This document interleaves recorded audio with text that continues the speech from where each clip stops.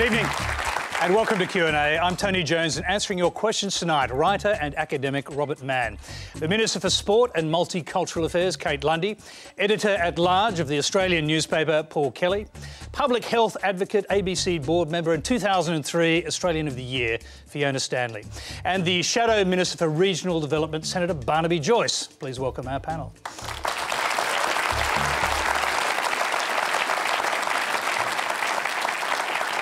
As usual, we're being simulcast on ABC News 24 and News Radio, and you can join the Twitter conversation with the hashtag that's just appeared on your screen. Well, our first question tonight comes from Anatol Romanov. I want to believe that we live in a free society.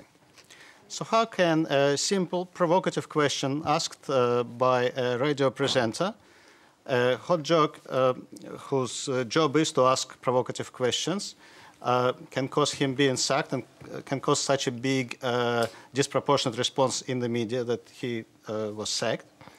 I think Shakespearean fools experienced much more freedom of speech in relation to their rulers than was allowed to this presenter in this particular incident. Barnaby Joyce, we're obviously talking about Howard Sattler here. Was his freedom of speech impinged on in any way? Look, I think that what happened with that, Tony, is that it was just uncalled for. It just took that next step, which was without explanation as to how he'd made that jump. And every person, when they listened to it, and I'm pretty robust, felt incredibly awkward on behalf of the Prime Minister. And you just looked at him and said, mate, where did that come from? Why'd you say that? It was just completely out of the ballpark. Whether it deserves to get him sacked, that's something for Fairfax to take up with, but it was a very uncomfortable thing, and I think everybody marked him down by the So under any circumstances, it's wrong. Freedom of speech doesn't allow a radio presenter to stray, as it were, into the Prime Minister's bedroom. Well, the unwritten rule is that you're there to take the hits yourself. You're there to answer for policy. You've got to be robust and have a hard shell yourself, but once you start dragging other people in around who can't defend themselves, your children, your wife, your partner, that's out of bounds. And people just don't want that. We don't want that in our political scheme. And I know it's happened before, but it doesn't make it right. Fiona Stanley. It's irrelevant to whether the Prime Minister is good or bad. It's irrelevant to the policies. It's not relevant to her capacity. It's a stupid and horrible thing to have happened, and it demeans him further. He's already got a pretty bad reputation in Western Australia for his kind of on-air performances. But the point is that it's not actually adding anything to our political debate. In fact, it's totally taking us away from the issues that are facing this country, which is so important. Paul Kelly. I think the question was offensive, it was unacceptable, it was sexist. I think that we should stress there should be no tolerance for these sort of questions. The purpose was to make a fool out of the Prime Minister in terms of her personal life.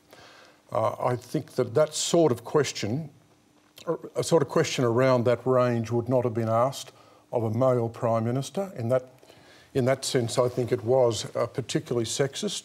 Can I just interrupt there? I mean, yeah. Laurie Oakes over the weekend pointed to an incident in, I think it was 1970, where Billy McMahon's wife, Sonia, was asked something very similar. She was rung for a comment by a Melbourne newspaper asking if she knew, the rumours were around, that her husband, the Prime Minister, was a homosexual.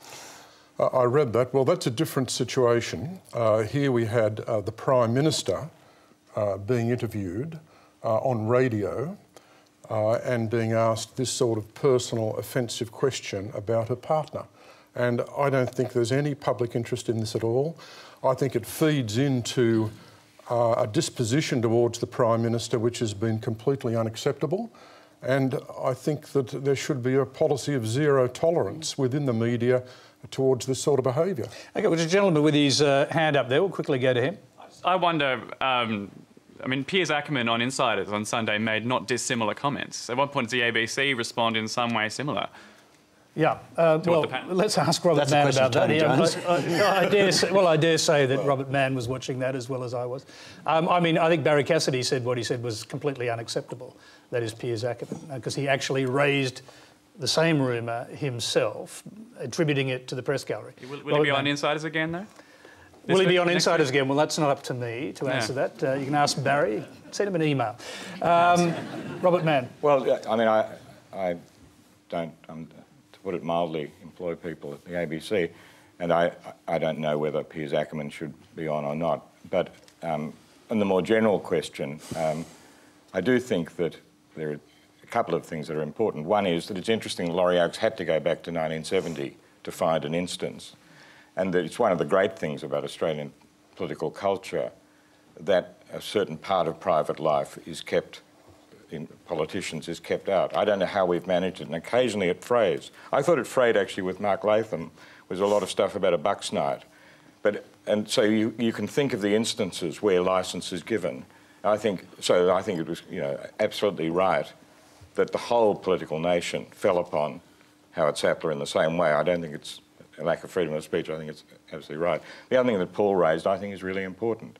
That I think there's been astonishing kind of sub-language about Julia Gillard as a Prime Minister, which has gone on, you know, because we have such freedom now with the internet that's been going on behind the scenes.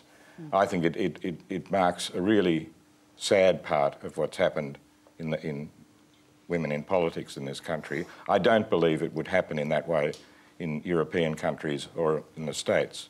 I think Australia has a lot of thinking to do about the texture of real sexism and misogyny. And I think the fact that Howard Sattler felt it was okay to ask this rumour is to do with something maybe at the margins, maybe not, of our political culture, which, you know, I think we're doing a reasonable job in trying to discuss at the moment. We'll come back to the issue of the gender card, because I know people in the audience have questions on whether it was appropriate to play that again, but I just want to hear Kate Lundy on this issue as to whether or not free speech was in any way imposed upon. The first question that was asked. Look, no, I don't think it was, and I think if you just imagine for a minute that it wasn't the Prime Minister, that it was someone else, I like to think that we all would have been equally outraged about the invasion of privacy. And I think the point about you know, the texture of politics, as Robert says, is it's almost like, you know, a step is taken, then we end up in this really bad place. And there is a role, I think, for the whole profession and to stand up and confront this kind of behaviour. And I think that's occurred in this case. And I commend the profession for it. And I also think that in the circumstances, the PM handled herself with her characteristic grace. All right, there's another bad place potentially for Julia Gillard. That is her own party room in the next couple of weeks. We've got a question on that. It's from David Castle. When will it be too late for Labor to change leaders? Paul Kelly. Well, we thought it was too late about 3 months ago when Kevin Rudd said that he would never come back to the Labor leadership. And most people, including myself at that stage, said, well, that's it, it's over. But we got that wrong.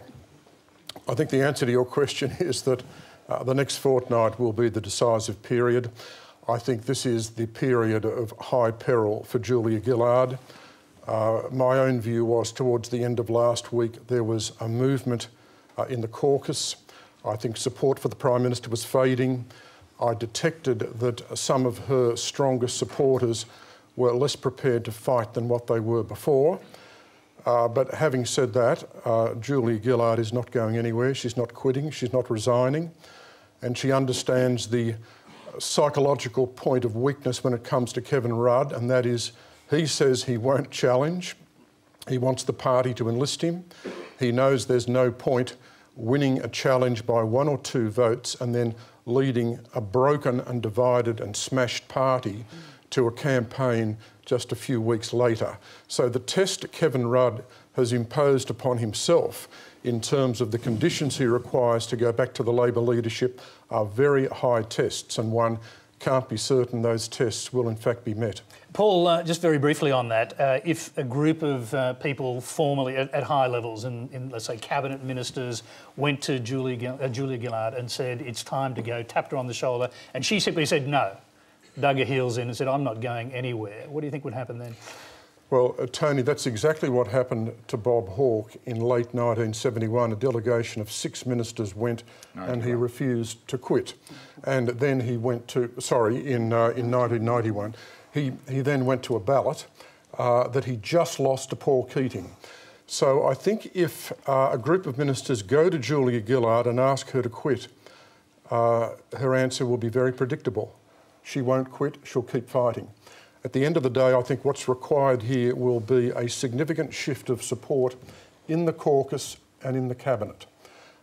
Because Kevin Rudd says he needs significant support from inside the party. He is not prepared to challenge and lead a broken party. So we need to get significant movement. I think this situation normally favours the challenger, particularly given where the polls are. But this is a unique situation. If there is a challenger, because he's not challenging. Precisely. Yeah. Let me just hear from Robert Manne on this issue. Well, and the question was, go back to the question, is when it will be too late for Labor to change leaders? I think I mean, we only can go by what history, and history says that you can do it very late in the piece, and it was when Hayden was replaced by Bob Hawke, and then an election was held immediately, so it was a few weeks. And I can't see why that couldn't happen in this case. I mean, this is a completely unprecedented story. I don't quite agree, I mean, Kate can refute me with authority in a minute, I don't quite agree that the party would be, if a weight of opinion, if Bill Shorten and 2 or 3 other leading figures took the decision that they just couldn't go on to an electoral disaster, took the decision to go to Julia and say, time's up, I suspect then she would give up, that's my guess. I also don't think the party would be incredibly fractured, which everyone is assuming at the moment, because, I mean, then it would be, you know, unless... You mean because of the astonishing capacity of politicians to tell lies? Yeah. I mean, of course. But that's not the reason. The reason is that no one in Labor would want to, you know, have a total train wreck. There'd be some people like Peter Garrett who would say, I won't be part of the ministry.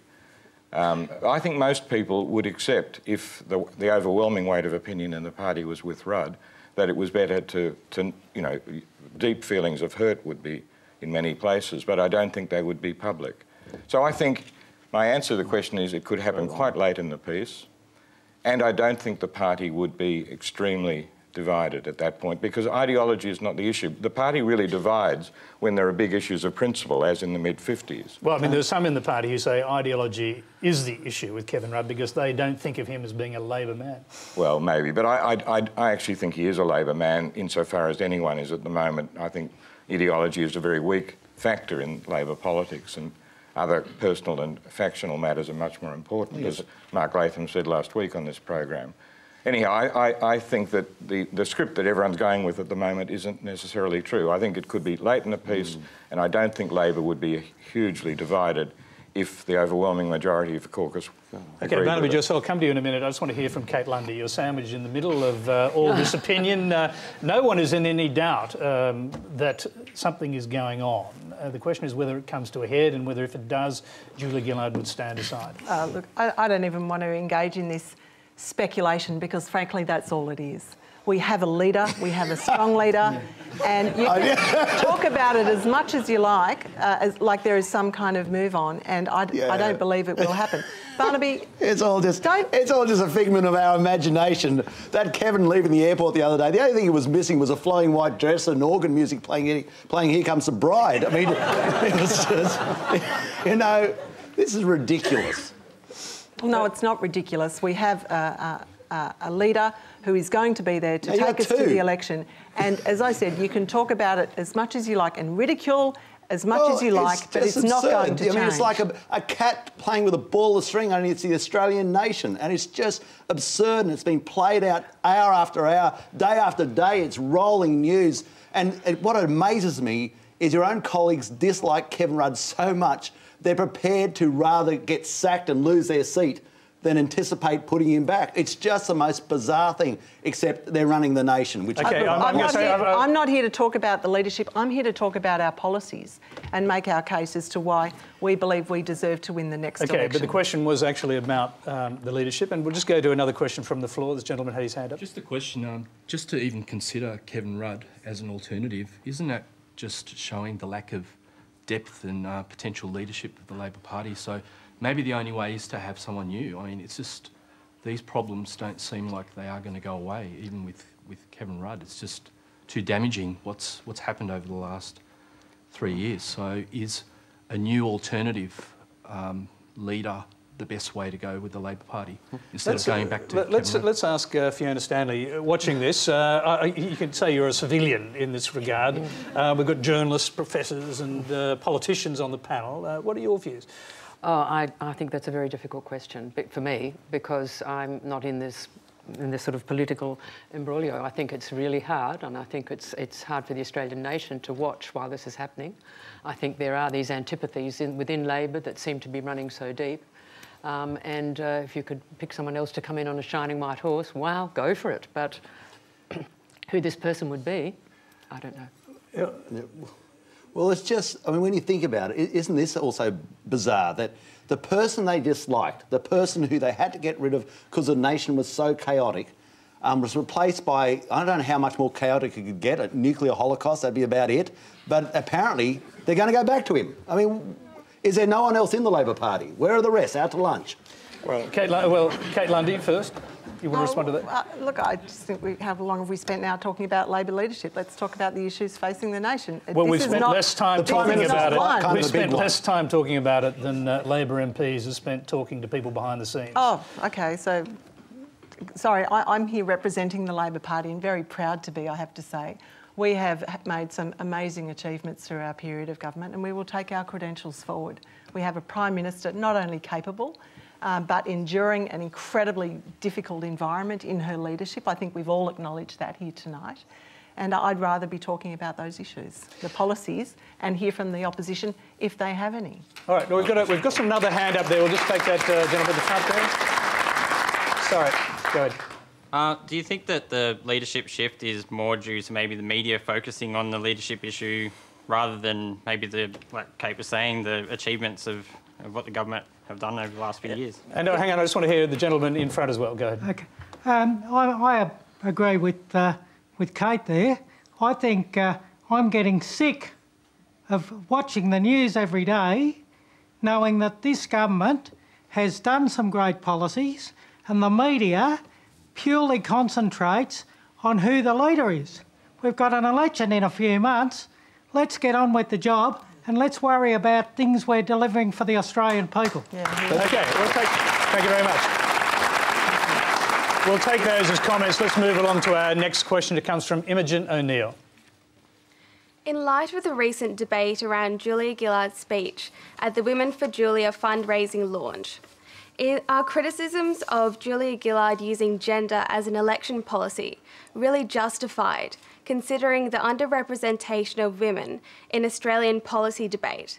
And is the drop in Julia's approval rating by men an indication of men in blue ties feeling threatened about women in leadership? Fiona Stanley, let's start with you. Well, I think that we want to have more women in responsible positions of government and policy and so on. And I do think that the criticism and the horrible, shocking way in which some women are handled, as we've been discussing, is just not very helpful at all. And it will put young women perhaps off going into these positions. There's a fantastic booklet that was put out by the Victorian Women's Trust, A Switch in Time. I don't know if anyone has read this book, but I was horrified at what was in this. There's a very funny cartoon that came around tonight on the email. And there's a woman telling a little girl, now, here is the gender card. Don't you ever, ever use it. Don't use it even if you're being told you're this and that, and descriptions of what Julia's been described as. But don't ever use it because you'll be having an unfair advantage.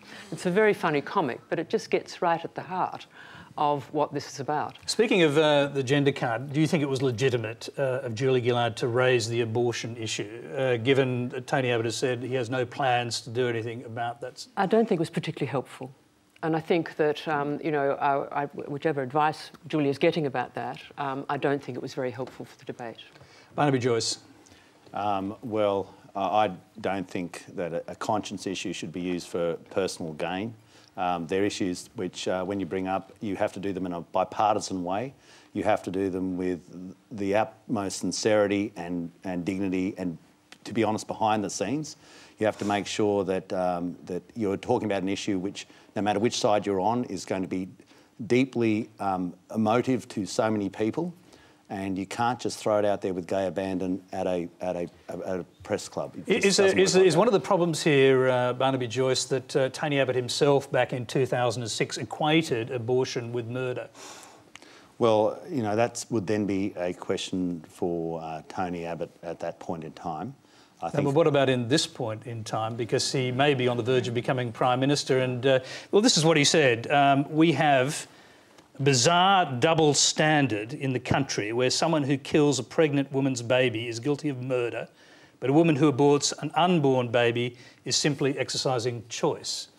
Now, that's the statement that everyone has seized upon when talking about this. And although Tony Abbott says he has no plans to do anything, that is not definitive because plans can change. Well, Tony, if you're asking that people have deep, well-held views on this issue, then that is not a surprise. That if you're asking that there would be debates at times which absolutely are fundamental, they're important that we have them, that will not be a surprise. That people have diametrically opposed views, that will not be a surprise. It's about the dignity of how those debates are held, I think, is the issue there. I mean, one of the things people... I'm not going to duck around the issue. I have a pro-life position, so people know that. So the question that's being raised really is if Tony Abbott is in government, if you're in government, and, for example, you might hold both houses in the Parliament, would that debate be raised again? No, Tony, because these issues are conscience issues. And as conscience issues, they rely on how you are not in a political party for a conscience issue. You have a view. And on both sides of the political fence are people with diametrically opposed views. And that, I hope, in fact, on the plus side, the most respectful debates, I think the most intelligent debates, are actually held when these conscience issues are debated. OK, Kate Lundy, why did the Prime Minister raise that particular issue, and is she playing the gender card too often? Look, I think the Prime Minister, if you read the speech, Tony, raised this issue amongst many about the proud achievements of the Labor government with respect to women, childcare, paid parental leave, raising the tax thresholds for low-income earners, and a whole series of initiatives for Australian women. And I think she had a responsibility to raise the issue of abortion in the way that she did for this reason. I mean, you mentioned one point there, that back in 2005, Christopher Pyne, as Tony Abbott's parliamentary secretary, was taking a piece of legislation through the parliament that had a schedule in it which provided the health minister unprecedented power when it came to paying of Medicare benefits. At the time, a Senate committee, commentators, academics believed that that was an attempt to give the power to the then health minister, Tony Abbott, to perhaps start challenging the right not just of abortion but of IVF as well. It didn't go ahead. It was dropped later, presumably because of internal pressure within the Liberal Party to drop that clause, and the legislation never went forward.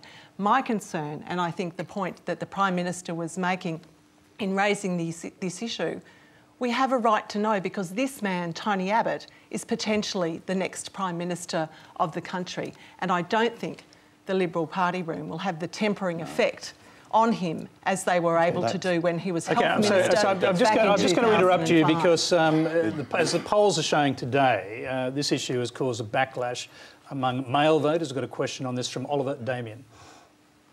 Divide and rule. It worked for Caesar and Napoleon, but it's killing Australian politics. Do you think it's about time that politicians just focus on their job of nation building instead of pandering to the gender and prejudices of the masses to get a few upticks in polls, opinion polls? Can I just say, in responding to your question, I feel as a Labor woman that the Prime Minister has a responsibility to talk about the rights of women and the progress that's made. All parties do when they're proud of the progress they made, and it's the right conversation to be having at this point in time. I was more concerned about the nature of commentary because it fell into that category of denigration, of seizing on something small, a line within her speech, and flaring it up in the characteristic and the texture of politics that carries all of that negativity. So I think it was more in the telling of the story post the speech rather than any ill motivation on behalf of Julia Gillard. I was going to interrupt there because among a lot of people sent questions on this topic. Among them was a web question. Why doesn't the Labor Party see that most men think it is anti-men? most men are profoundly offended because Julia Gillard is a PM for women only? Well, I think our history shows that that's not the case. I mean, of course, you know, feminist issues, women's issues are not just men's issues. They're society's issues. And I think a whole history, generations of great work by women and men activists have changed the society for a better place. This is what I'm immensely proud of. Here's the point. In pure political terms, you seem to be losing male voters. Paul Kelly.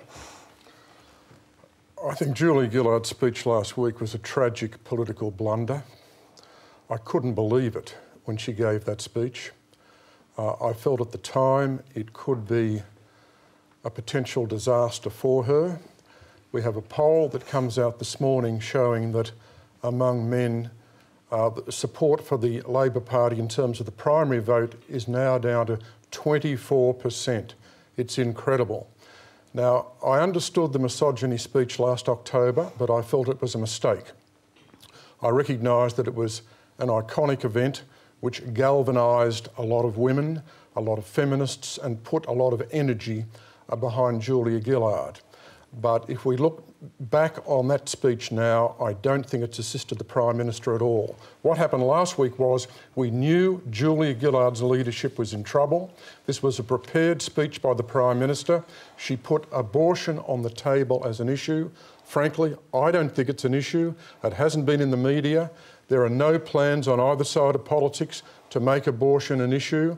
And I think in that sense, her speech was seen to be divisive, and I think this has been one of the problems with the Gillard government. It seemed to be too divisive a government, and it looked again as though she was creating a diversion. The feminists were correct.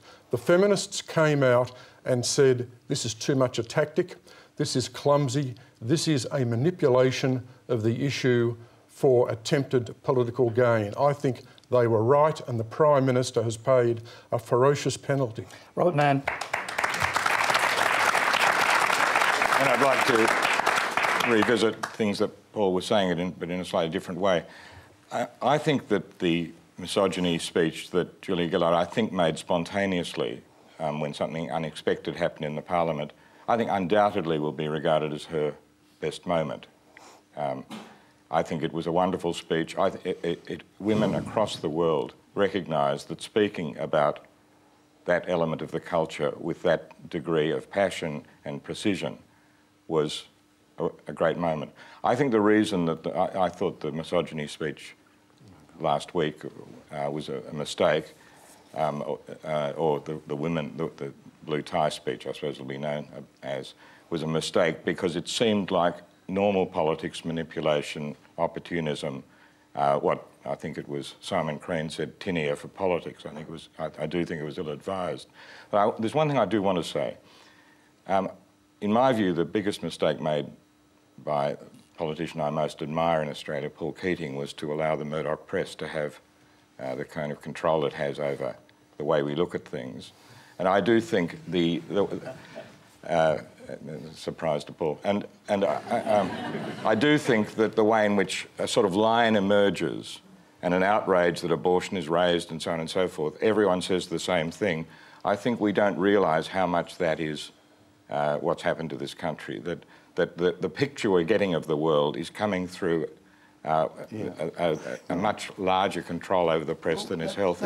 That's crazy. Robert, that's just saying that you've got a big problem because a whole heap of people choose to buy a paper. Well, if they choose to buy a paper, it's because they actually like what's in it. If they didn't like what was in it, they wouldn't buy it. You can't say, I blame that media stable because people enjoy reading it. There's no Western country or civilised country that has anything like this monopoly of a single figure who's a highly ideological figure. I don't think we realise... It's not our fault if alternate venues are not popular. Well, most countries just don't allow one corporation to own 60 or 70%. So what do we do? Do we just sort of segment out and say, oh, well, even though nobody wants to buy all these things, we're going to demand that they buy them? Barnaby, if someone else had bought the Herald and Weekly Times in the mid-80s, people would still be reading those newspapers. I don't think so. Okay, well, I'd like to round this section off by hearing from Paul Kelly on this issue, since you are representing News Limited tonight. Well, I think Robert's...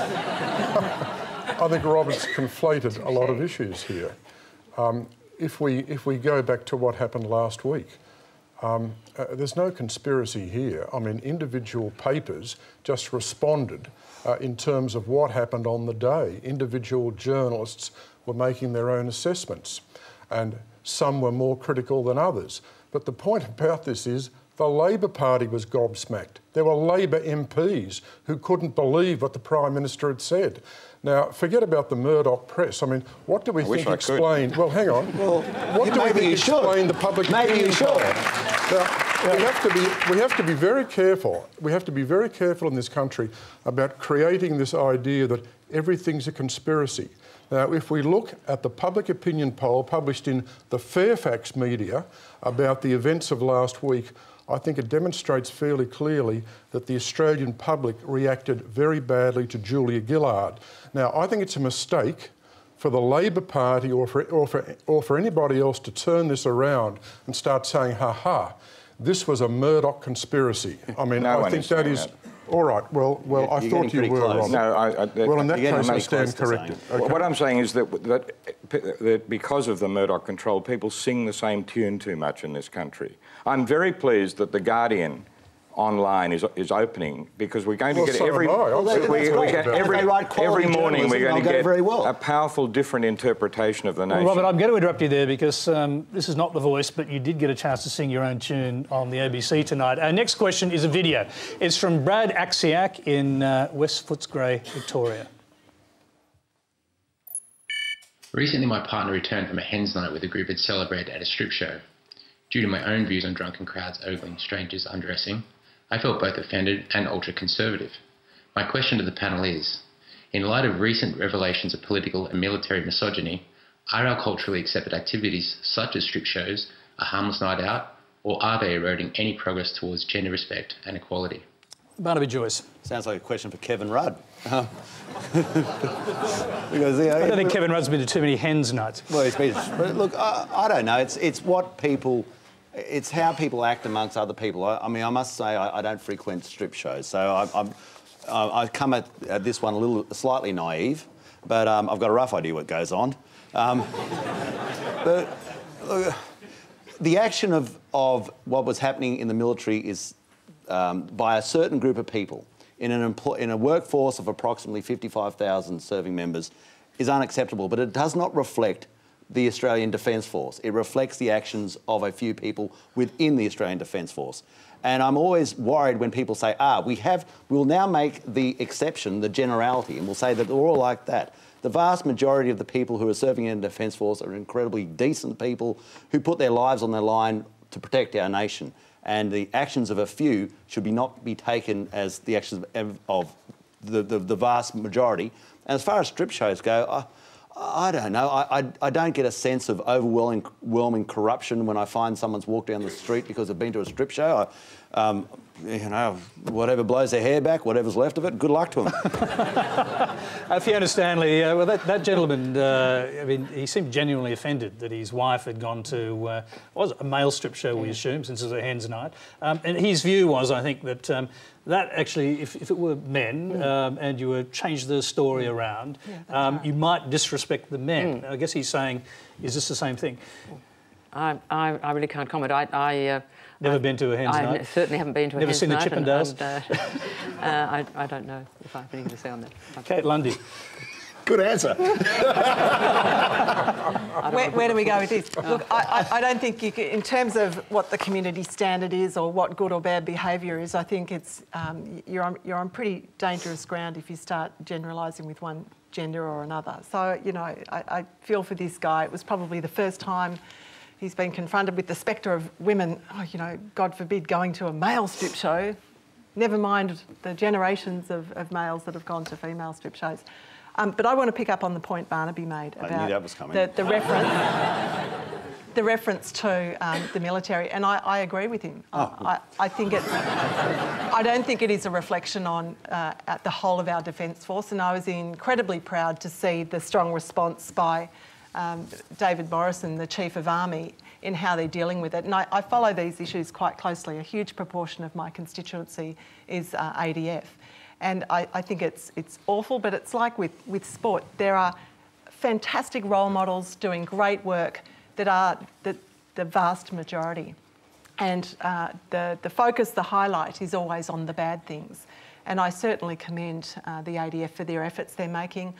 Elizabeth Broderick's work with a whole series of reviews, and I think what is now a concerted effort across that whole tier of the top brass, trying to sort out some of those systemic problems in Defence. And that makes me proud of Defence that these problems, A, are being found and something is being done about them. Rob Manne, I'll take you back to the question, and perhaps you can put on an anthropologist hat here. I mean, there seemed to be a suggestion in that question that there's a double standard being applied for men and for women. What do you say? Yeah, I mean, probably there's in the culture a sense that women don't do this sort of thing, and so when things change, there's more shock. But I mean, can I put on an anthropologist's hat? And if we think about our society, I'm old enough to remember a time before the 60s. I was very young, but I do remember it. And our society went through profound revolution in sensibility. One aspect was feminism. Another aspect was sexual freedom of a kind that, in a way, had been repressed for centuries.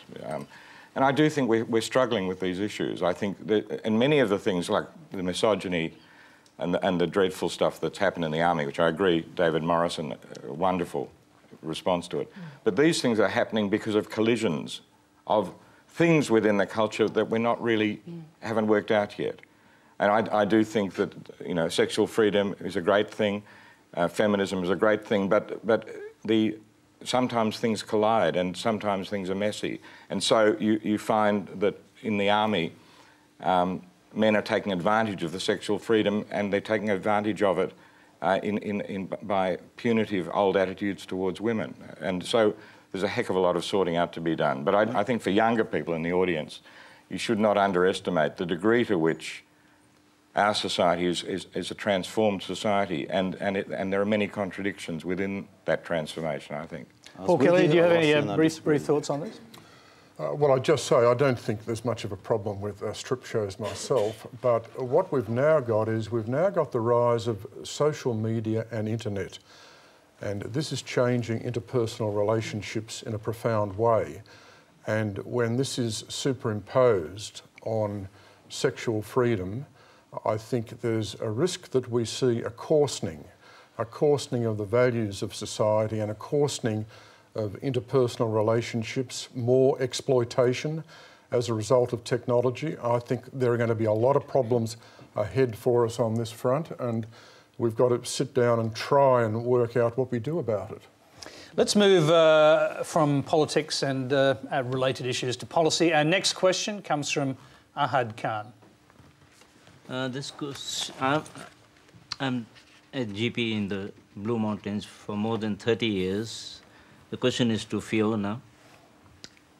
For years and years, I've had no trouble with immunizing children, but of late, there has been a growing trend in the Blue Mountains area particularly, of more and more mums coming in wanting me to fill up forms, exemption forms, so that they can get immunization incentive payments. No matter how much I try and spend time trying to put some logic into them and try and remove all the myths they come up with, I have not been able to entice even one single parent to move. So much so of late I've stopped trying to convince them of the benefits of immunization. I really Dr. believe... Khan, I think you have to keep trying. I think I will. We will, I know, and I'm sure that I'll give you more courage tonight to do so. Yeah. I think that we're a victim of our success with immunisation, because what drove the incredibly high immunisation rates back in the 50s, where we vaccinated every single child under 15 for polio, when the polio vaccine came out, 100% in 6 months vaccinated, was fear of the disease. And now we don't see the disease. And what anguishes us as public health people and anguishes you is it going to take another epidemic with our vaccination rates falling to that level? In fact, we shouldn't be that concerned. The vaccination rates in Australia are actually phenomenally high. And even now at age 5 with measles, mumps, rubella, where in other countries they've really fallen down, we're doing very well indeed. And I think it's up to us as groups of people who've got the expertise and the science that underpins this, is to demonstrate, A, how important it is in comparison with having the disease. And I think that's what's so vital. And if you've got the actual data in front of parents to compare, they're worried about adverse events, which are incredibly rare, but they do occur now. And we have, you know, the eradication of the disease is within sight. And yet if we show them the impact of the disease on all of the complications that are affecting their children, then you can often bring them around. I think that's let me I'll just go back to Dr. Khan. I see you're trying to get in. Now, you're signing forms which enable people whose children are not immunised to get a $726 payment from the government on the assumption that their children are immunised. Is that correct? Yeah, they are claiming conscientious objection. Claiming that they have listened to all the pros and cons, and they do you want the government to stop that from happening? Stop them from having it. Let's go to someone from the government, Kate Lundy. Yeah, look, an incredibly important area of policy, and I know Fiona will correct me if I get one of my statistics wrong. But as I understand it, our immunisation rates are 92% in Australia, 93%.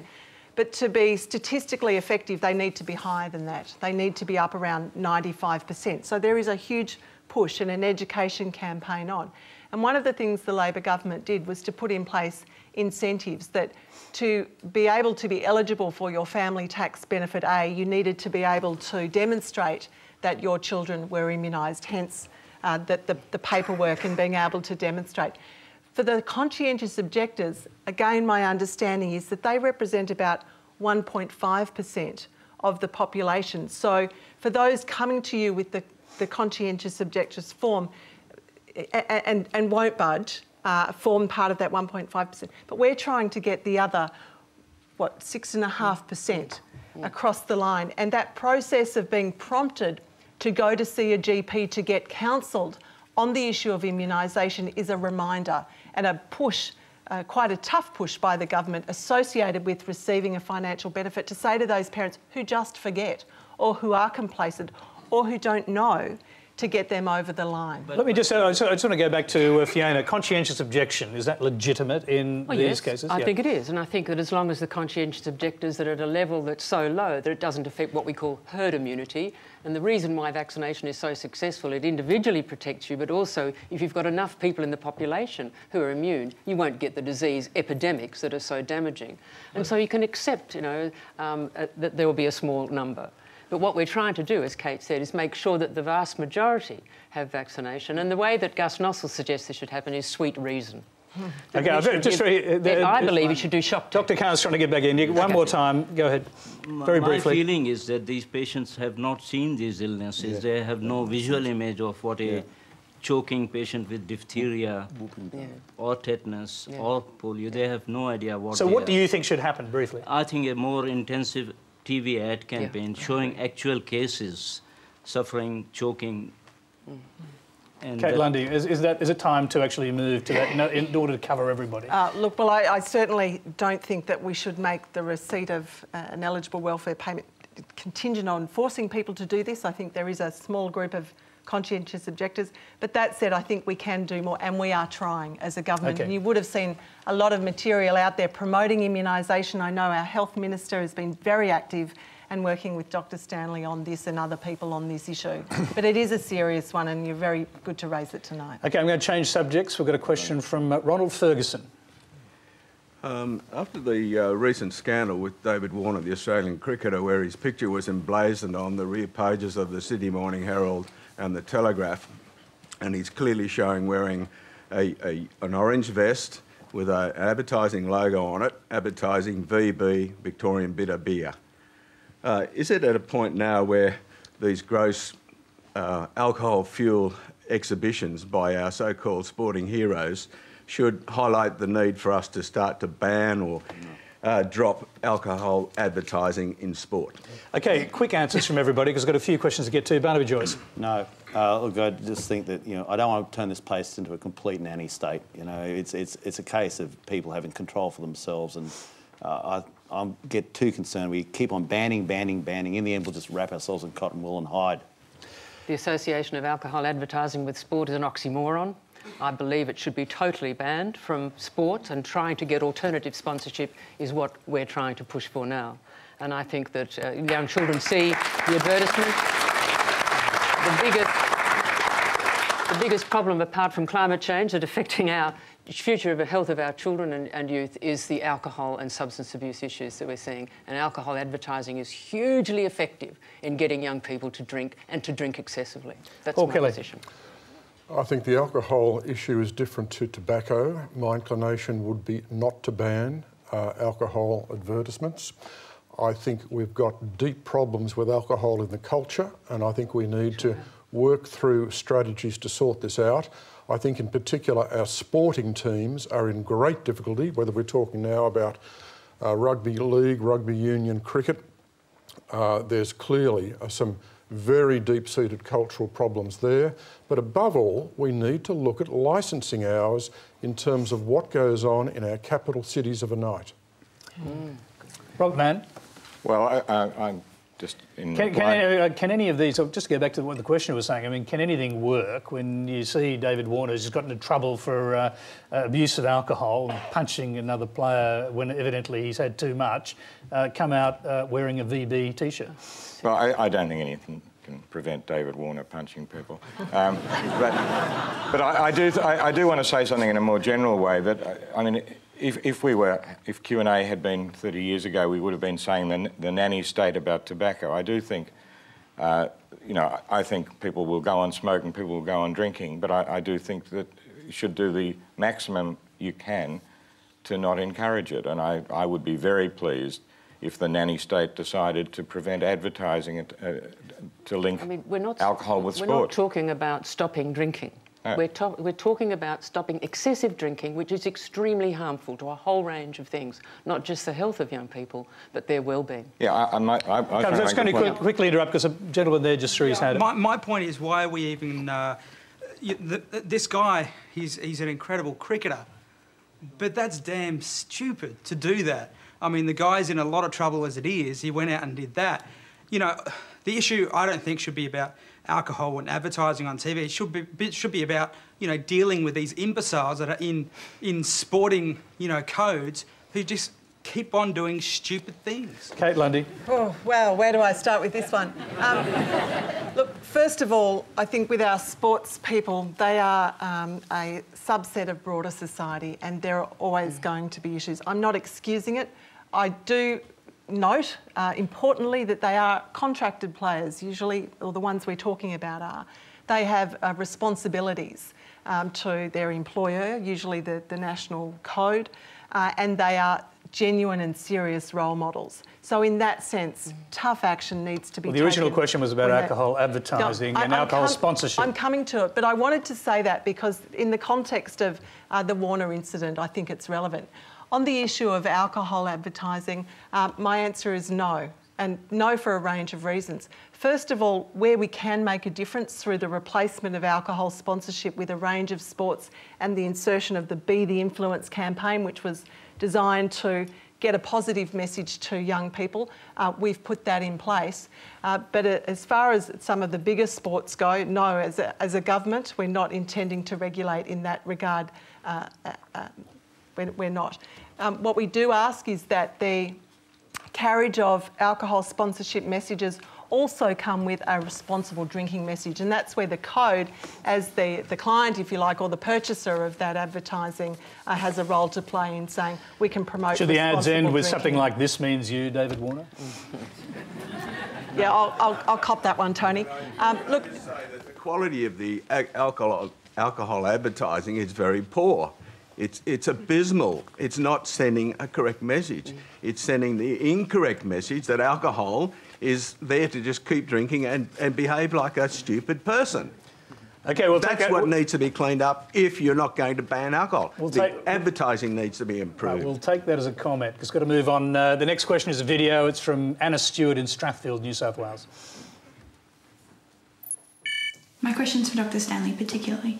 From your experience in Indigenous and regional health in Australia, do you think that closing the gap is a pipe dream? And if not, how can Australia, both the policymakers and the general public, work to reduce or eliminate the systematic inequalities in 21st century Australia? Thank you very much, Amanda. I think it's not a pipe dream at all, and I think that there are some important lessons that I've learnt, almost on a personal journey over the last 30 years of working with Aboriginal people. And the real issue that government has to take on board, and people who are providing services, is to engage properly with Aboriginal people, the people who are in receipt of these services. And we've shown, and it's been shown internationally now, that there are things that come from that. One is that people who participate in their own service provision, not only is it better services and more acceptable to Aboriginal people, but they get more self-esteem, their mental health improves, and that's been shown in Canada, it's been shown in our work. So that's one big and important thing. Did the intervention break that rule? The intervention did break that rule in terms of taking away power from people, and I think that's a really important issue, that you need to empower people, and it can be done. There are enough now competent Aboriginal professionals in health and other services that we can utilise. They're dying to be employed, and it would make a big difference. And the other thing is acknowledging the impact of the forced removal and how in 3 generations we now have data to show how powerfully negative that was. People have to understand that, and so healing has to happen, and that's going to come through culture. And even that is powerful in urban areas, and we've shown that again in our studies. So thank you very much for the question. I believe it's a very exciting future for Aboriginal health and wellbeing in this country if we can get this message through about Aboriginal participation in services and acknowledging that we wouldn't offer services to each other unless we engaged properly with those services, and we have neglected and marginalised Aboriginal people from the services that they need to have. And they've got the answers. June Oscar in the Fitzroy Valley is a great example of this, who's developed an fetal alcohol syndrome policy, which is the best that I've ever seen. Fund it, because it's going to work, because it's in the context of that particular Aboriginal community. Barnaby, Joyce, we're finally talking about policy. You might be in government by the end of the year. What are your thoughts? Barnaby, let me talk to you. Well, look, I think that you have to look at the communities and what is actually happening in the communities. If there is a crisis in a community that is children being abused, women being belted up, no sense of law and order, then you have to take whatever mechanisms, you have to put aside basically the rule book and put in place the mechanisms that bring some sense of security and sanity there. But now, ask the community first. Absolutely. It's not going to work unless you ask the community what is going to work in that particular community. But what I have found is and I'm not trying to be sort of, oh, whoa, bravo, me, but if the women in that community says that's exactly what we want, then we better listen to them, because it's their lives that we're dealing with. I agree with Robert Manne.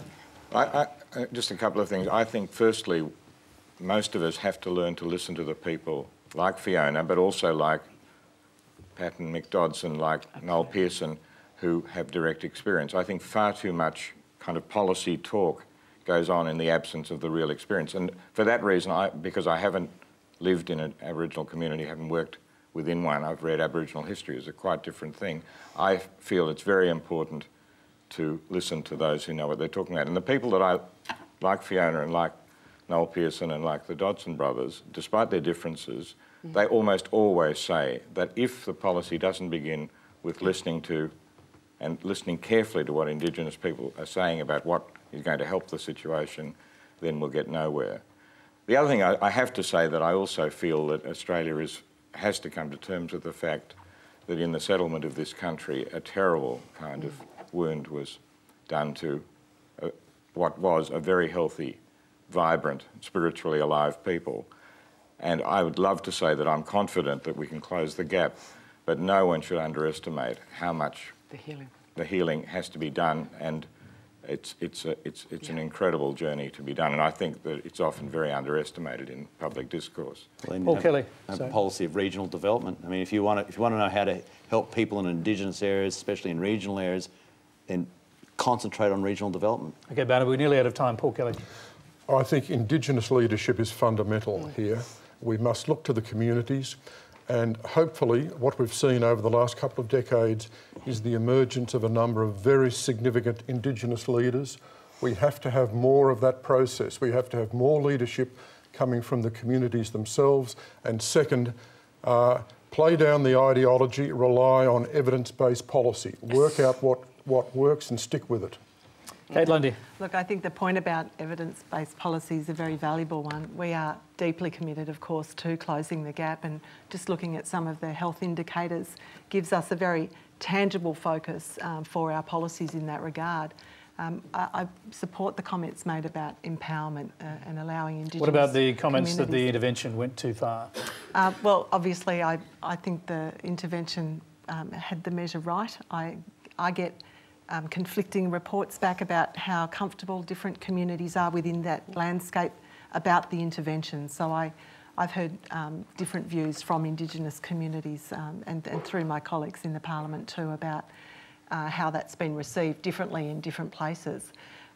But the motivation is well placed in the investment that we've made in doing that. And I think Dr. Stanley mentioned this backdrop to all of this with respect to the stolen generation and the pathway to reconciliation. And in all of my interactions, very clearly, that is a path that is part of closing the gap. Okay, well, you've heard from both sides. The question was to you originally. Do you think, well, you've heard slightly differing views from across the panel.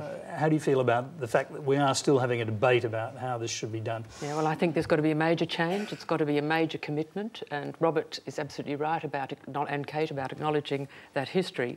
But my excitement about all of this is that we now have this Aboriginal leadership. We do have this group of people who are training, and we still need a lot more. I mean, we pitifully need lots more. Where are the Aboriginal midwives, for example? But we've got Aboriginal leadership who now can carry this and run with it. And I just think we need to use them in ways that we're not using them, and to give them that power to make the decisions. But there are huge, diverse situations across Australia. Only 18% of families in Western Australia, Aboriginal families in Western Australia, in remote locations. Everyone thinks everyone's remote. So you've got this from urban right through to remote, and you've got very different perspectives on what should happen. But talk to those people and give them the power and the responsibility to change their lives, which is what we need to do for ourselves as well. So and that's where we'll have to leave it. Thank you very much for that. Please thank our panel, Robert Manne, Kate Lundy, Paul Kelly, Fiona Stanley and Barnaby Joyce.